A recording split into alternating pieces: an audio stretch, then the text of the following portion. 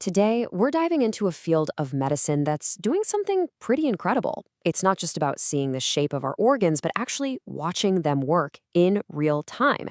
It's called nuclear medicine, and believe me, it is changing everything about how we find and fight disease. You know, a standard x-ray is great. It'll show you the structure of your bones, no problem. But what if you could actually see how blood is flowing through your heart, or how your brain cells are firing and using energy? Now, that is a completely different ballgame, and it's exactly the question nuclear medicine is built to answer. So here's our game plan. We're going to look at what makes this field so unique. Then we'll break down how the tech actually works. After that, we'll see what these incredible biological maps can reveal and how it's leading to this amazing see it, treat it approach. And finally, we'll take a peek at what's just over the horizon.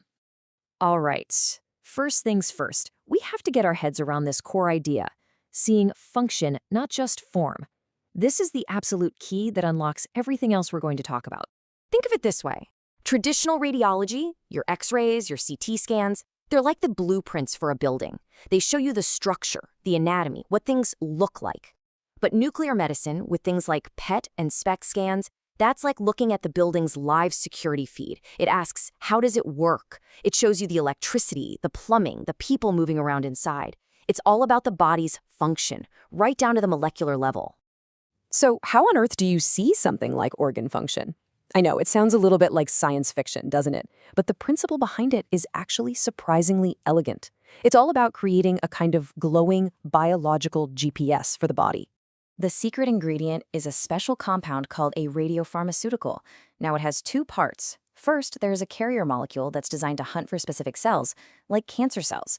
Attached to that is a radioactive tracer, which is like a tiny little light bulb that sends out a signal we can detect. Put them together and you've got this incredible GPS that travels to a super specific spot in your body and basically shouts, "Hey, I'm over here." And for the patient, the whole process is really pretty straightforward. First, you get the tracer. Then you just wait a little bit while it travels through your body to its target. After that, a special camera, kind of like a satellite, detects the energy that tracer is giving off. And finally, a computer crunches all that data and builds this amazingly detailed map of your body's biological activity. Okay, so we've got this amazing biological map that shows us exactly how the body is working.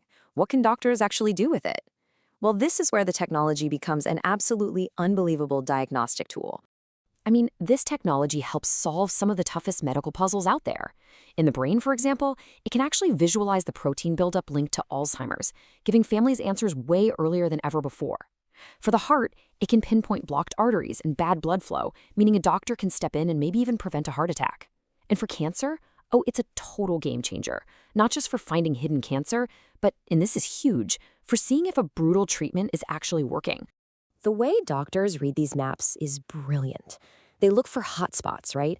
Places where that tracer has really piled up, signaling some intense biological activity, like a fast-growing tumor. Or they look for cold spots, where the tracer just isn't showing up, which could mean a lack of blood flow or dead tissue. This simple pattern of light and dark tells a whole story about what's happening inside you at a cellular level. Now, for decades, the story basically ended there. You see the disease, and that's that.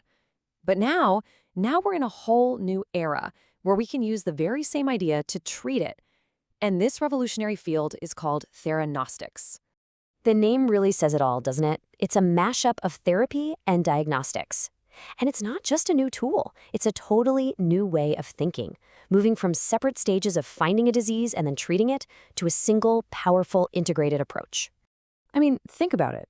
If you can build a molecule that's smart enough to find the disease, why not arm it to fight the disease too? And that is exactly what's happening.